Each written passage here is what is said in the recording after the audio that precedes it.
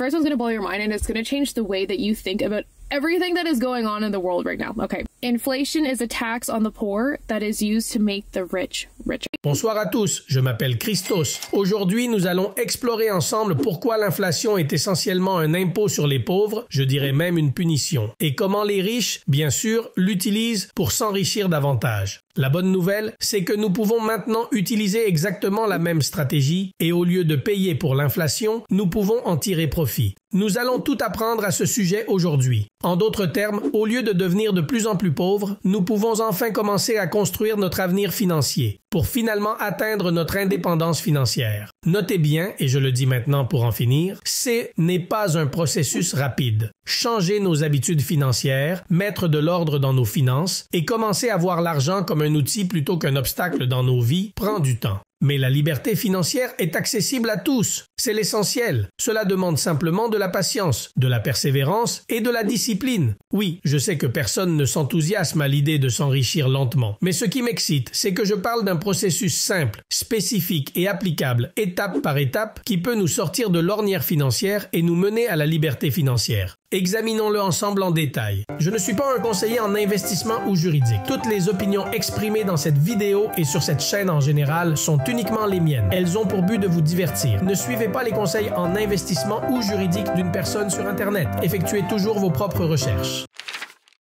Inflation is a tax on the poor that is used to make the rich richer. Plongeons directement dans le vif du sujet. L'inflation, que nous percevons comme une augmentation constante des coûts, est essentiellement un impôt injuste sur les revenus moyens et faibles. Laissez-moi expliquer. Lorsque les produits et services autour de nous deviennent plus chers, ce sont principalement les ménages les plus pauvres qui sont touchés. Réfléchissez-y un instant. Quand le lait au supermarché augmente de 50 centimes chaque année, cela affecte principalement les personnes aux revenus les plus bas. La personne riche ne se soucie pas autant du prix du lait. Bien sûr, cela l'affecte, mais dans une bien moindre mesure que la personne plus pauvre. Sans parler du fait que la personne riche a trouvé un moyen de tirer profit de l'inflation. Nous verrons cela dans un instant. L'inflation, soit dit en passant, est la raison pour laquelle cela n'a aucun sens d'épargner notre argent à la banque. Car en épargnant simplement notre argent, nous nous assurons ceci. C'est historiquement le pouvoir d'achat du dollar et de l'euro correspondant au fil du temps. Peu importe combien d'argent nous épargnons, si nous ne l'investissons pas, nous nous assurons de le perdre. Pour être précis, nous ne perdrons pas l'argent en tant que tel,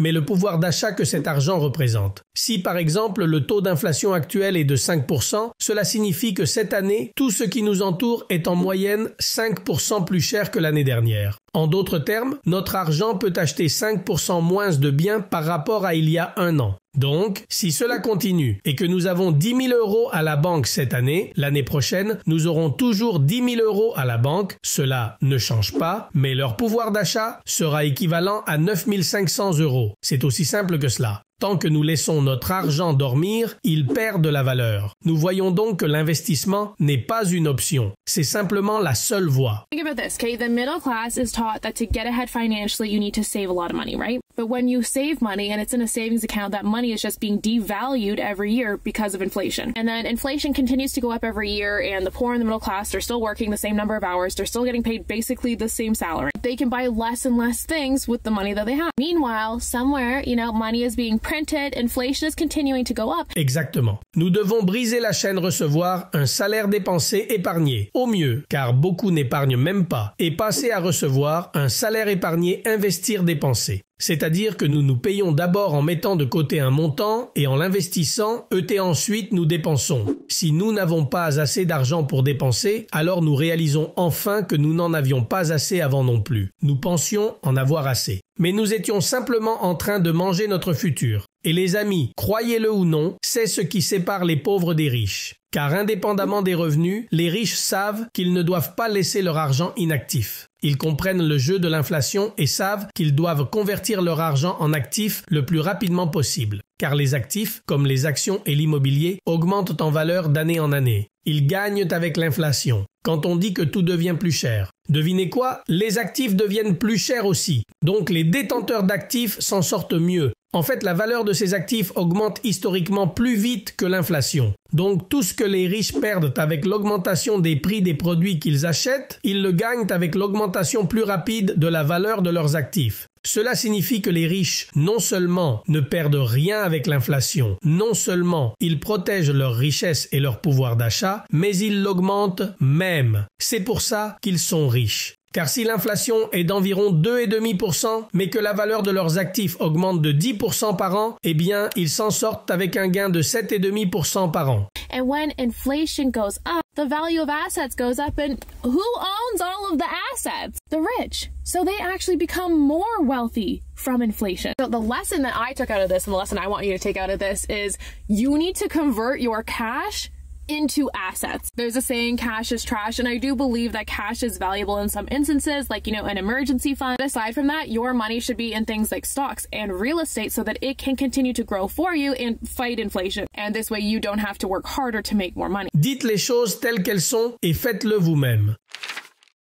D'accord, Christo, j'ai compris. Je dois commencer à investir. Mais comme je n'y connais rien, je vais confier mon argent à quelqu'un qui sait le gérer pour moi. Oui, la décision de commencer à investir le plus tôt possible est la bonne. Et nous verrons plus tard à quel point le timing est important dans les investissements. Mais laisser quelqu'un d'autre gérer notre argent pour nous est de loin la moins bonne option parmi celles qui s'offrent à nous. Car de cette façon, nous nous assurons simplement de payer plus sans en tirer quoi que ce soit de plus. Laissez-moi vous expliquer. Quand nous utilisons les services de quelqu'un pour investir à notre place, cette personne doit être rémunérée, ce qui est juste et logique. Ces frais sont généralement un pourcentage de la valeur de l'investissement. Donc, si nous payons cette personne 2,5% par an, alors que le rendement moyen auquel nous pouvons nous attendre est d'environ 10%, au mieux, nous pouvons espérer 7,5% par an pour nous-mêmes. Pourquoi? Parce qu'en suivant les étapes que nous verrons plus tard dans la vidéo, nous pouvons nous assurer un meilleur rendement par nous-mêmes, sans avoir besoin d'apprendre quoi que ce soit sur les investissements. A lot of people don't realize this, but if you are paying an investment advisor, you're kind of capping how much money you can actually make.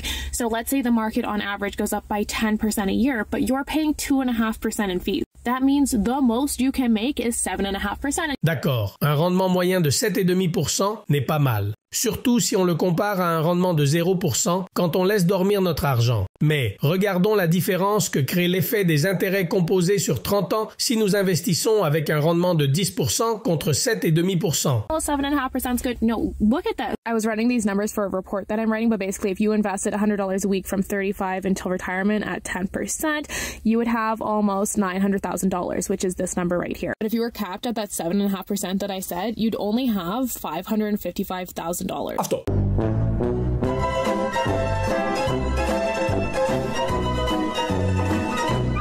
Voilà. Allez, regardons ça ensemble. Commençons d'abord par le rendement total du marché que nous pouvons facilement obtenir par nous-mêmes. On a dit qu'on le verrait tout à l'heure. Historiquement, 10%. Alors allons sur notre calculatrice préférée et entrons. Rendement annuel moyen de 10% sur 30 ans en investissant 100 € par semaine ou 400 € par mois. Après 30 ans donc, et avec un rendement moyen de 10%, notre investissement total s'élèvera à 900 000.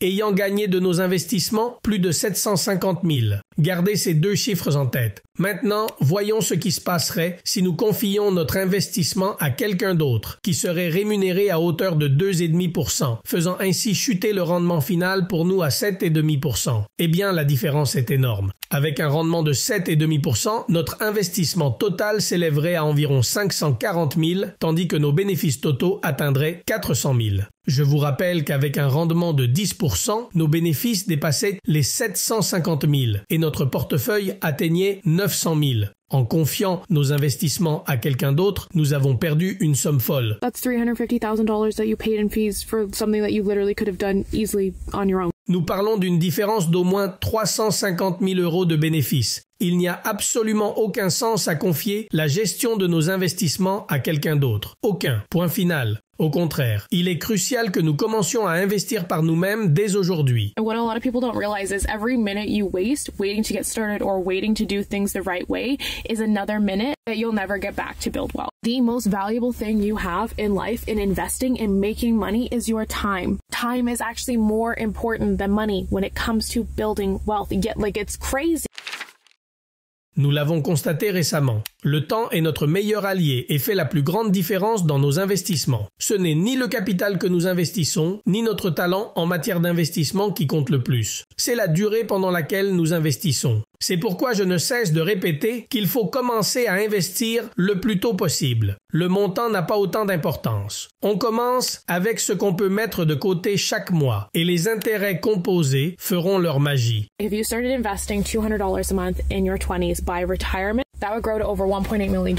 It would provide you with over $72,000 a year in income in perpetuity, like forever. Vous voulez notre propre analyse? La voici. Imaginons que Georges décide d'investir 200 € par mois à l'âge de 20 ans. Difficile, mais pas impossible. Cela signifie qu'il a 45 années entières devant lui jusqu'à l'âge actuel approximatif de la retraite. Voici donc le calcul. Un rendement moyen de 10%. Une durée de 45 ans, 200 € chaque mois. Le résultat est stupéfiant. Notre investissement total juste avant la retraite dépasserait les 2 millions d'euros. Et tout cela alors que nous n'avons investi que 100 000 €. Avec un investissement de 100 000 € et avec l'aide du temps, bien sûr, nous gagnons près de 2 millions. Si on le visualise, c'est encore plus impressionnant. En bleu, on voit notre investissement à peine visible sur le graphique. Car toute cette croissance exponentielle en orange représente notre profit grâce aux intérêts composés. C'est ce qui rend les riches encore plus riches. D'accord, très bien. J'ai 35 ans. Combien d'argent devrais-je investir pour atteindre 2 millions? But if you started at 35 instead of 20, you would have to invest $900 a month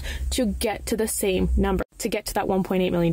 Voyez la différence? Si nous commençons à 35 ans, nous investirons pendant 30 ans 900 € par mois, s'il vous plaît, pour atteindre le même résultat, c'est-à-dire 2 millions. Et tant mieux pour nous. Nous sommes devenus millionnaires avec 900 € par mois. Mais il y a une petite différence. Dans le scénario précédent, où nous avons commencé à 20 ans, nous n'avons investi que 108 000 €. Mais avec 900 € par mois maintenant, pendant 30 ans, nous devrons investir 324 000 € pour atteindre le même résultat. Et tout cela nous amène à 3 conclusions très importantes. En commençant tôt, nous maximisons le miracle des intérêts composés. Même si nous commençons plus tard, nous pouvons toujours atteindre l'indépendance financière. Et il est important d'investir par nous-mêmes et de ne pas laisser la gestion à quelqu'un d'autre. Par nous-mêmes, nous pouvons gagner plus d'argent. Et beaucoup plus facilement. Doucement, Chris. Comment puis-je gagner plus d'argent et beaucoup plus facilement comme vous dites? Je n'y connais rien en investissement. Eh bien, le plus beau, c'est que nous n'avons plus besoin de connaître l'investissement pour assurer notre avenir financier. Tout ce dont nous avons besoin, c'est ceci. Généralement, investir dans l'ensemble de l'économie américaine est le meilleur choix pour la grande majorité des gens. Au lieu de chercher les bonnes actions dans lesquelles investir, nous investissons dans l'ensemble du marché boursier américain et nous nous assurons ainsi la totalité du marché américain. Et pour le rendre encore plus pratique, la meilleure chose que nous puissions faire est d'épargner et d'investir chaque mois autant d'argent que nous le pouvons dans notre VUAA préféré, qui suit à la fois le S&P 500, c'est-à-dire les 500 plus grandes entreprises américaines, et réinvestit automatiquement les dividendes pour que nous n'ayons absolument rien à faire. Et bien sûr, il est disponible sur Freedom 24, qui est également le sponsor de la vidéo d'aujourd'hui. De cette façon, nous investissons dans l'ensemble de l'économie américaine qui, au cours des 50 dernières années et plus, a fait ceci. Oui, elle a traversé des périodes bonnes et mauvaises, mais avec le temps, elle a grimpé en flèche. Imaginez si nous avions acheté à tous ces points. Nous aurions grimpé en flèche avec elle. Et pour ceux qui veulent voir étape par étape exactement comment nous investissons dans VUAA, le processus est particulièrement simple. Nous nous inscrivons à Freedom 24 via le lien dans la description pour une action gratuite. Nous allons sur le terminal web. Nous écrivons VUAA. Nous cliquons sur Acheter